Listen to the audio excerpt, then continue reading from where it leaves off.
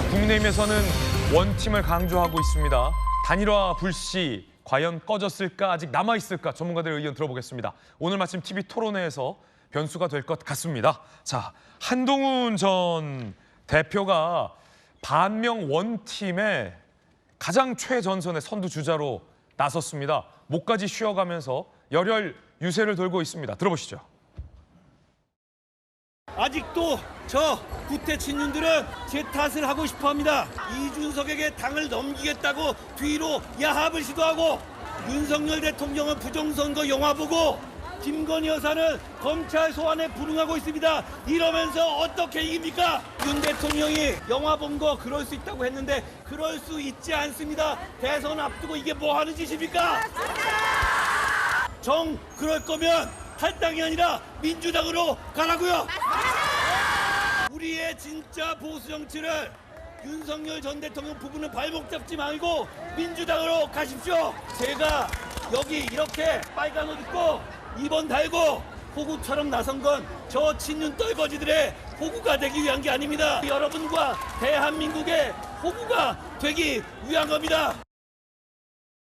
자, 김무식 교수님, 일단 목소리가 다 쉬었어요. 네. 열혈 유세 중인데 국민의힘의 후보 김문수 후보를 찍어달라, 이재명 후보가 집권하는 걸 막아야 한다라는 메시지가 이제 지역을 돌면서 연설하고 있어요. 근데 어제 같은 경우는 이 윤석열 전 대통령에 대한 강한 비판도 있었고, 민주당 가라 뭐 이런 성토도 있었습니다.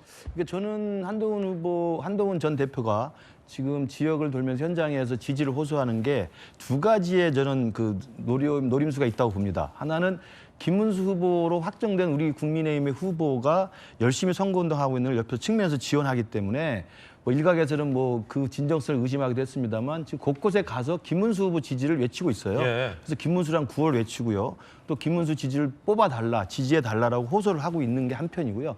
또 한편은 그러면서 아까 화면 나온 것처럼 김문수 후보가 아직은 못하고 있는 말들, 그러니까 윤석열 대통령에 대한 거침없는 비판, 또 김건희 여사에 대한 거침없는 비판, 또 우리 당이 그동안 친윤 기득권 분들에 의해서 좀 잘못된 길을 걸었던 부분에 대해서 진정성 있는 사과, 뭐 이런 것들을 아직은 김문수 후보가 그걸 못하고 있잖아요. 그러니까 아마 그런 역할들을 대신해 주면서 그렇군요. 한동훈 후보가 국민의 후보는 아니지만 김문수 후보 지지를 요청하면서도 한동훈 후보로서 할 수 있는 이야기를 하면서 제가 볼 때 상호 보완적인 역할을 하고 있다고 봐요. 그래서 최근에 뭐 지지율 추세도 김문수 후보가 좀 상승세를 타고 있는 것도 여러 가지 이유가 있겠습니다만은 그중에 한 요소는 한동훈의 지원 유세 합류와 더불어서 김문수 후보의 부족했던 부분을 채워주는 상호 보완적 역할을 하기 때문에 일정 정도 상승의 시너지 효과가 나고 있는 게 아닌가. 뭐 예를 들어서 국민의힘 지지자들 중에서 이른바 김건희 여사의 어떤 리스크 때문에 그렇죠. 김문수 후보를 찍지 못하던 사람들이 중도층에서도 한동훈 후보의 어떤 이 전면 등장으로 인해서 그럼요. 표를 찍어줄 수 있는 그런 효과가 결집되고 있다. 일종 역할 분담 효과가 있는 거죠. 그렇군요. 김문수 후보는 강경하면서도 정통적인 우리 보수 지지층들 결집하는 역할을 또 실제로 내고 있고요. 그리고 이제 모든 사람들이 이제 이재명만은 막아야 되겠다면서 그 절박함 속에서 모이는 보수 결집 효과를 김문수 후보가 앞장서서 한다면, 한동훈 후보는 김문수 후보를 지지하면서 중도층에서 김문수 때문에 못 찍겠다고 생각하거나 주저하고 있는 분들에게 주저하지 마십시오. 저 한동훈도 편을 들고 있습니다.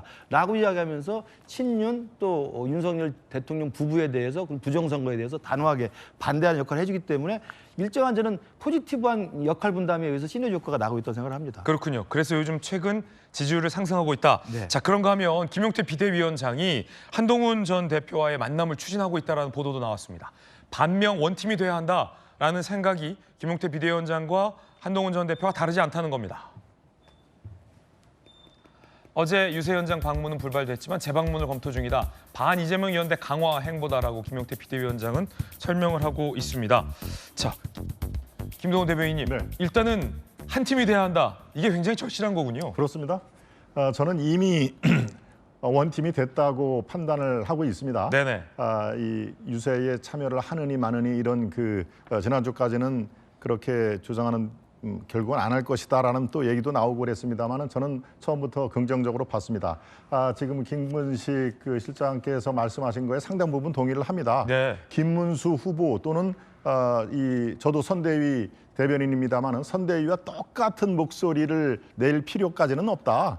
물론 김문수 후보가 못다한 얘기를 보완을 하거나 이렇게 하는 게 베스트입니다만은 결국에는 큰 목적을 이루기 위해서 같은 방향으로 설정이 됩니다. 그것이 반명연대가 될 수도 있고 개헌연대가 될 수도 있습니다. 아마 한동훈 전 대표는 두 가지가 다 포함이 되죠. 이재명 세력이 대한민국을 어디로 이끌지를 모르는 가장 위험한 세력이다라는 것을 여러 차례 강조를 했습니다. 예. 그리고 개헌 본인도 3년 임기만 채우겠다라는 얘기 공통 분모가 있기 때문에요. 지금 저렇게 이 한동훈 전 대표가 얘기하는 것은 이 김문수 후보가 못다한 얘기를 보완을 많이 해주는 측면이 있다. 그래서 중도층에게는 쉽게 국민의힘에는 이번에 투표 포기를 할래라고 하는 분들이 적지 않았거든요. 이분들을 투표장으로 이끌어내는데 상당 부분 기여를 할 것이고 또 그렇게 돼야 한다 하는 그 생각을 갖고 있습니다만은 다만 아쉬운 점은 민주당으로 가라라고 하는 그런 대목이 있었죠. 그거는 조금 너무 나간 거 아닌가 싶은 생각이 들고요. 또 호구라는 표현, 이게 호구라는 게 물론 호랑이 입입니다만은 글자 그대로 해석을 하면 너무 착해서 부려먹기 좋은 어리숙한 사람을 그 국어사전에 나와 있습니다. 나는 친윤 떨거지들의 호구가 아니다. 대한민국의 호구다. 문자 그대로 하면은 어색할 게 하나도 없습니다만은 용어 자체가 지금 현재 가장 신중하게 선택을 해야 될 중요한 시점이라는 걸 감안을 하면은 조금 아쉬운 부분이 있다. 이렇게 말씀드립니다. 예. 자, 그런가 하면 김문수 후보가 이 반명 원팀을 달성하기 위한 마지막 퍼즐 아니겠습니까? 이제 이준석 후보와의 단일화 40대 총리를 언급했습니다. 이거 누가 보더라도 40대 총리 하면 이준석 후보를 염두한 발언으로 풀이가 되고 있습니다. 들어보시죠. 누구를 염두에 뒀다기보다는 저는 30대 때 이미 세상을 움직일 수 있다고 자신을 가졌습니다. 대체로 한 40대 같으면 대통령 후보 출마 자격도 있지만 충분하게 잘 국정을 맡을 수 있다고 생각합니다. 그래서 총리 정도를 40대가 한다고 해서 이상한 일은 아니다. 특히 요즘 청년들이 굉장히 소외감 많이 느끼고 있는데 40대까지 합치면 3분의 1을 넘는 많은 인구가 20, 40대인데 이분들이 사회의 주축, 주력으로 등장하는 것 자체는 바람직하기도 하고 좋은 점이 있다고 봅니다. 40대 총리까지 얘기했는데 각종 여론조사에서 이준석 후보의 지지율이 처음으로 10%를 딱 찍자 이준석 후보가 이렇게 기자회견을 했습니다. 들어보시죠.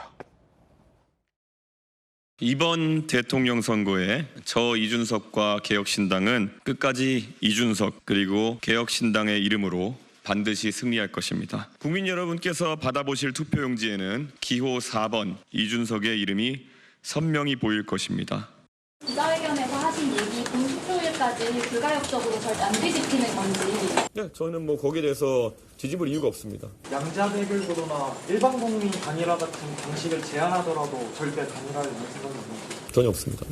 국민의힘 측의 방송 패널이나 아니면 국민의힘 관계자들이 익명 인터뷰를 통해 가지고 내심하고 싶어 할 것이다 이런 식으로 국민을 만드는 것 같아 가지고 저는 그것마저도 완강하게 부인해야겠다 이런 생각이 들었습니다.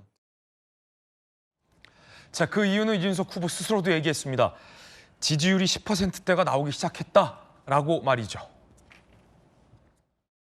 단일화 관련해 가지고 너무 국민의힘 측의 언플이 심하고 그 언플을 통해 가지고 또 많은 문의가 오고 그래서 실질적인 선거 준비가 지장받고 있다는 생각에 제가 핸드폰에 이제 통화는 다 차단을 이제 해놓은 상태고요. 단일화 관련 질문 이제 안 해주셔도 될 것 같아요. 의미가 없다 이렇게 말씀드리고요. 가상번호 면접 조사니까 상당히 정확한 조사일 텐데 10%대의 지지율이 이제 나오기 시작했습니다. 저는 이 속도가 가속화될 것이다 이런 생각을 하고 있습니다. 네, 결국 단일화는 없다라고 선언한 이유는 지지율이 10%가 나왔다라는 것과 깊게 연관이 있는 것 같습니다. 김유정 의원님, 네. 지지율이 10%가 나오기 시작했다. 그거군요. 결국 10%라는 이유는 결국은 여러 가지 정치적인 상징의 의미도 있지만 돈, 그렇죠. 선거 비용 돈. 보전. 네. 선거 비용을 보전받을 수 있느냐 없느냐.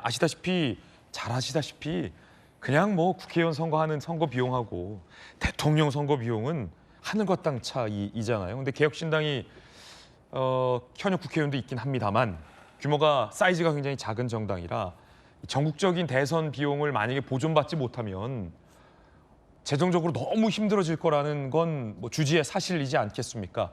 그 마지노선이 이제 10%를 넘기느냐 아니냐인데 어제 지지율을 10%를 찍었단 말이죠. 그리고 공교롭게 그날 단일화는 없다라는 선언을 했어요. 어떻게 보십니까? 아니 물론 시점은 그렇게 됐는데요.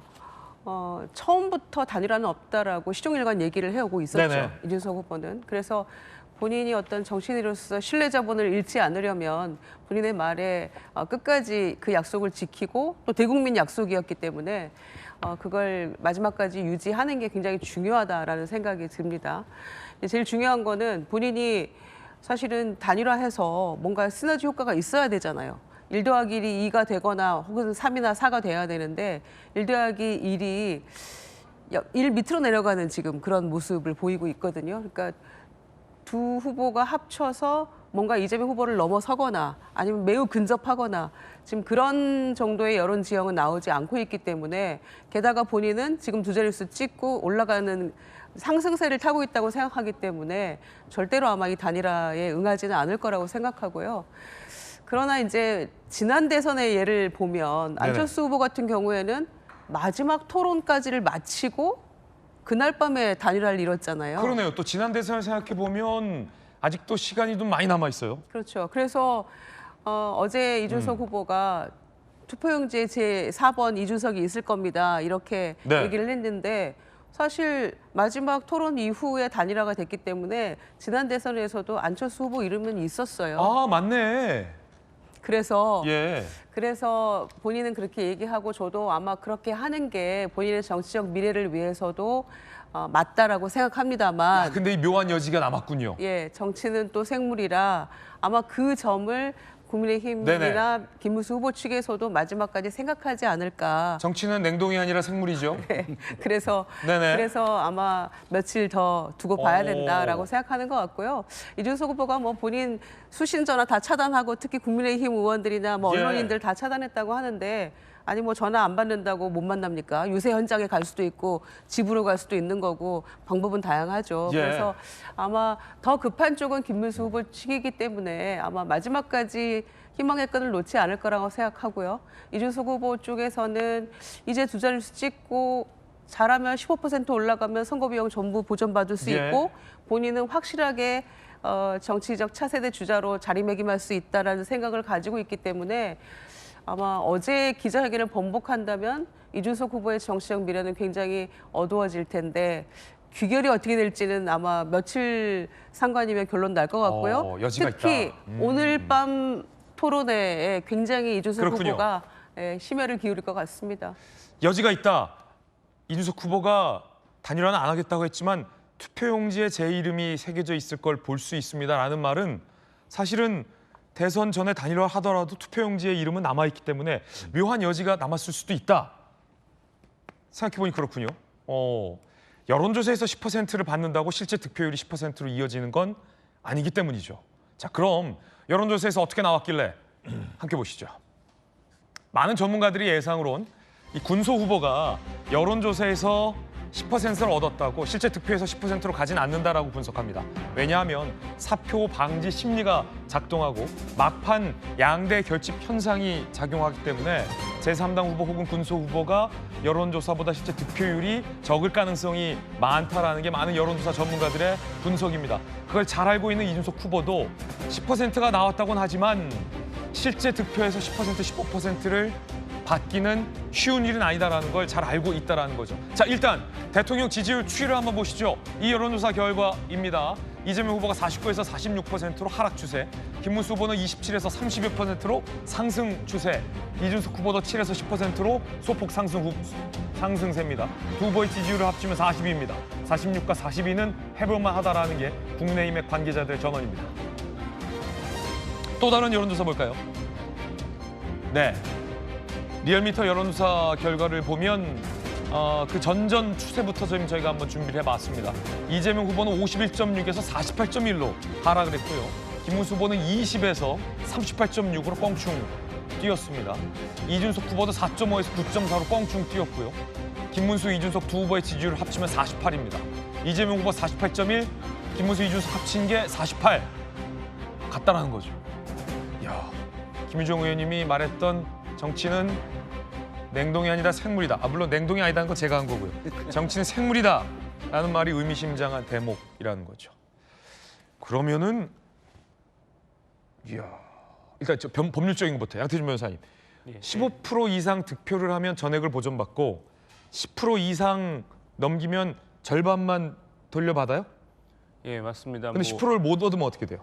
못 얻으면은 이제 지출한 비용은 모두 전혀 선거관리위원회로부터 보전받지 못하죠. 그러니까 그러면 그게 당이 다 대출받은 건데 비용이 만만치 않을 때는 그걸 다 갚아야 됩니까? 그렇죠. 그걸 다 갚아야 되고 그래서 보통 직접 자금 조달이 어려운 경우에는 이제 뭐 국민 펀드 같은 거를 조성을 해서 이제 그것도 이제 기부를 받는 경우도 있지만 대부분의 자금은 이제 그런 국민들이나 지지자로부터 이제 대출을 받아서 법에서 정한 한 3에서 4% 정도의 이율 계산을 한 걸로 해서 이자도 그렇게 원금까지 낮지 않군요. 예, 원금만 주는 게 아니라 이자까지 얹어서 줘야 됩니다. 그러니까 고스란히 10% 이상의 득표를 하지 못하면 이제 고스란히 이제 그 갚아야 되는 빚으로 남게 되는 거죠. 그럼 막 못 갚으면 차압도 들어올 수 있고 그런 거예요?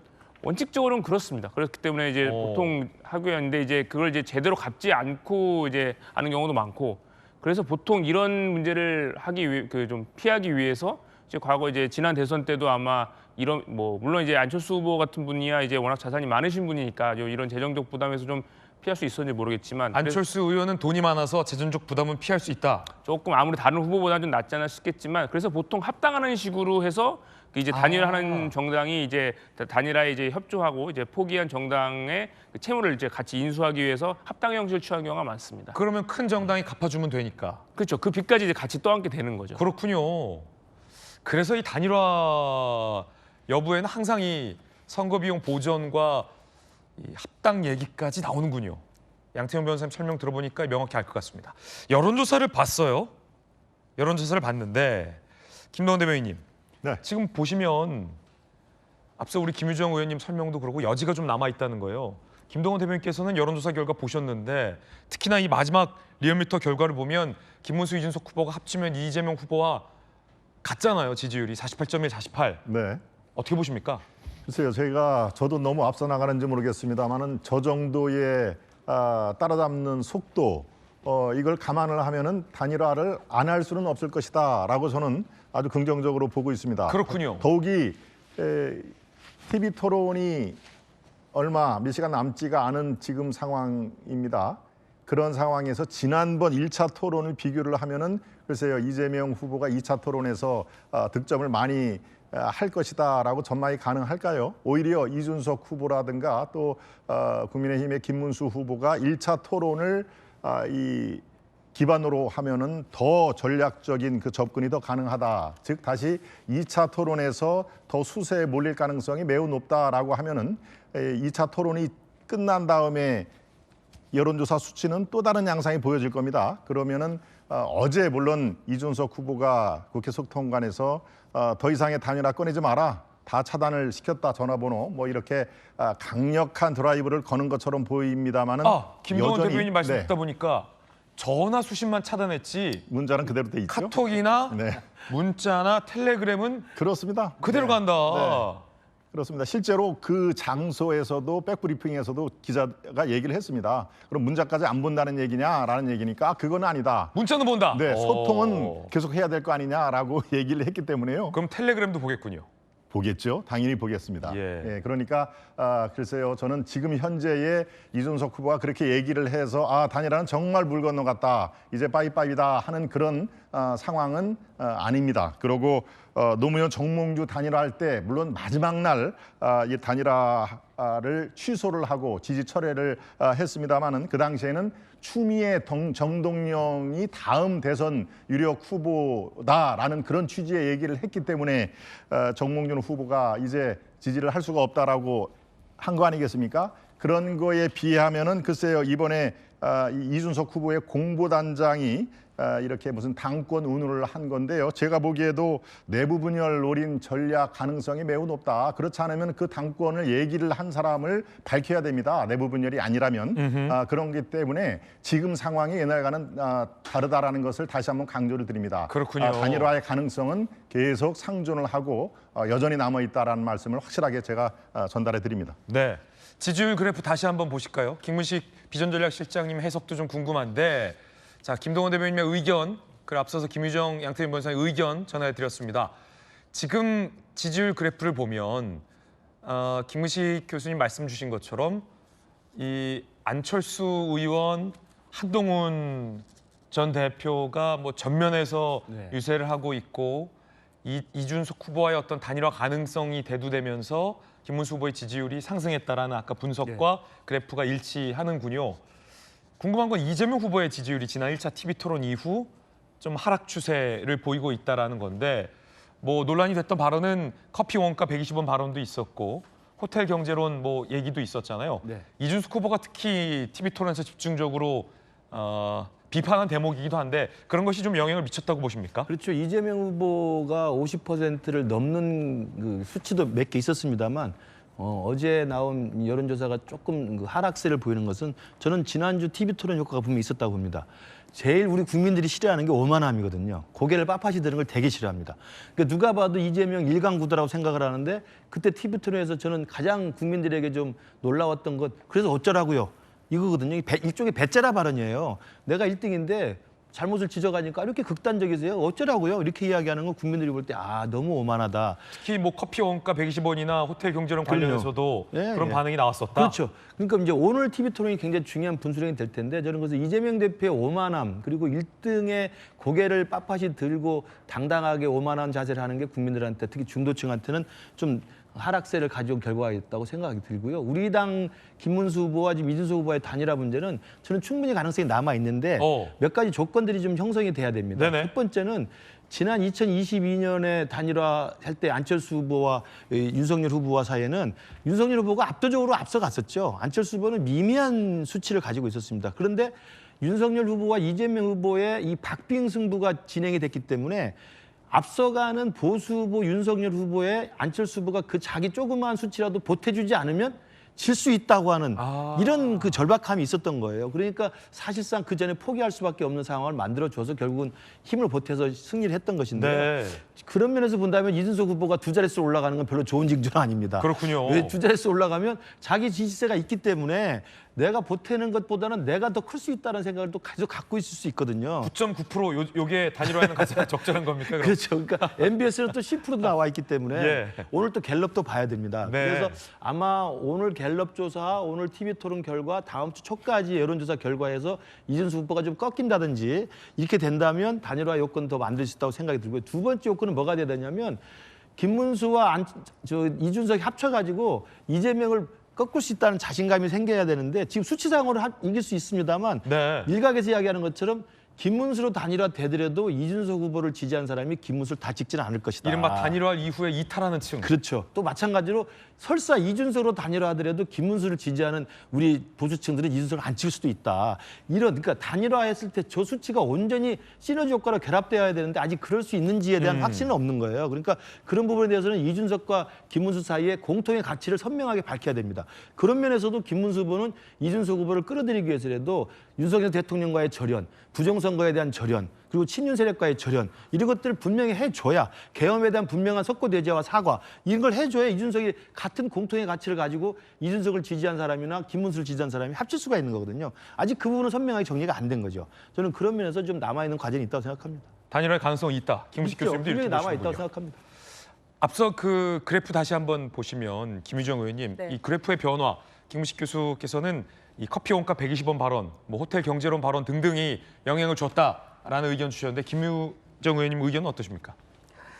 일단 D-11 11일이잖아요. 이미 재외국민 투표는 진행이 되고 있고요. 그리고 이제 다음 주 목요일이면 사전투표 시작입니다. 또 하나 생각해야 될 거는 갤럽 기준으로 치면 오늘이 마지막 여론조사 공표할 수 있는 여론조사가 나오는 겁니다. 그렇겠군요.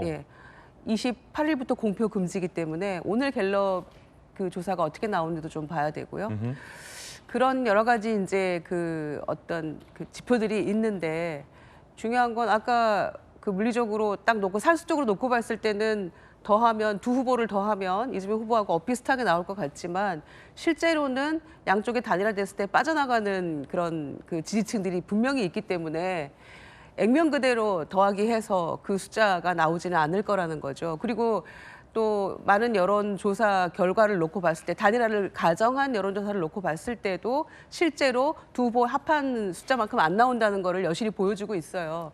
그래서 과연 그렇게 될 것인가. 이를테면 천하람 대표 같은 경우에는 이준석으로 단일화도 안 할 거다 이렇게까지 얘기를 하고 있기 때문에 마지막까지 발뺌하다가 마침내 끝에 가서 단일화했던 안철수 전 후보 같은 그런 양상을 보여줄지 모르겠습니다만 이준석 후보는 앞으로 미래가 많이 남아 있잖아요. 이제 40살이고 첫 대선 출마인데 본인 말을 그렇게 확 뒤집을 수 있을 것인가.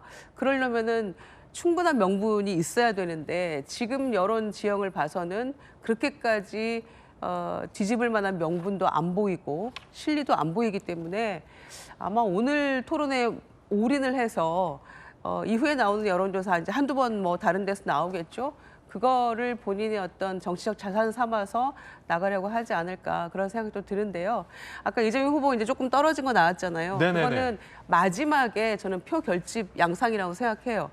그런데 다만 후보들의 어떤 그 기본 지지율만 볼 것이 아니고 한두 가지 더 눈여겨봐야 될 지표는 정권 교체 여론이 높은지 아니면 재창출 여론이 높은지 계엄 이후 처음부터 지금까지 정권 교체율이 훨씬 여망이 높았다는 것 하나 하고요. 그다음에 당선 가능성이 누가 될 것인가. 설사 내가 다른 후보를 지지하더라도 당선 가능성은 이재명 후보가 높다라는 여론이 훨씬 높거든요. 그것까지를 포함해서 여론의 추이를 봐야 된다라는 말씀드립니다. 네. 자, 잠시 후에 6.3 대선과 관련된 빅매치도 준비되어 있습니다. 호텔 경제학에서 치킨 경제학, 짜장면 경제학 얘기까지 나왔다는데 잠시 후에 집중적으로 보도해드리겠고요.